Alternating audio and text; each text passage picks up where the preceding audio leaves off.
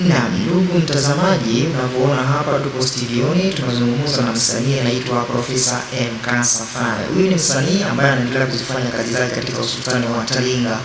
Yaani hapa tuko wilayani Beni, jimboni Kivu Kaskazini. Bwana, kwa leo tumekuwa tukizungumza naye kuhusu kibao chake ambacho kitakuja katika album inayoitwa Muko na Tuombesha. Kibao hiki kinaitwa Muko na Tuombesha na album ndio tutaweza kuchukua hiyo jina ya Muko na Tuombesha.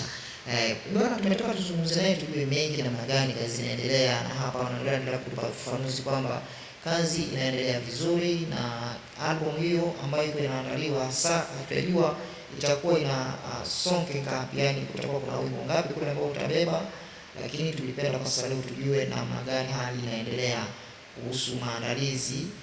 Wakawa tunazungumzia kuhusu wale ambao wanakuwa na support kazi yake. Bwana, wanaonekana kuna shida kwa ngambo wale wanasupport kazi za wasanii katika usultani wa Talinga, wengi kabisa hawafanyi inavyohitajika, wanakuwa ni wachache sana.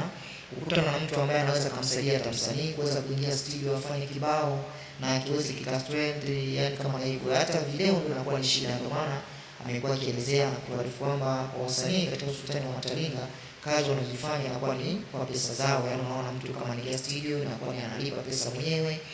Kama inakuwa ni kutaka kupiga show, ndio maana utakuta kuna show hazifanyiki kama kawaida. Unaona sisi unalewa pale, unaona hapa kwetu show hazifanyiki kama inavyohitajika. Ndio hivyo bana, mimi nilipenda nijue kabla ya kuweza kuingia kwa undani tuweze kuongea mengi kuhusu msanii. Labda uweze kuweka comments katika kuweza kuweka comments, usisahau kuacha comment na pia kuweza kujiunga kwenye account yetu hii ya YouTube ili mambo itakuwa inaendelea ujue mengi, maana tunakuja sasa na nini amekuwa kiandaa na nini tunaweza kuzungumza kwenye studio. Asante, mimi ni Mikael Muhindo Kafukoni.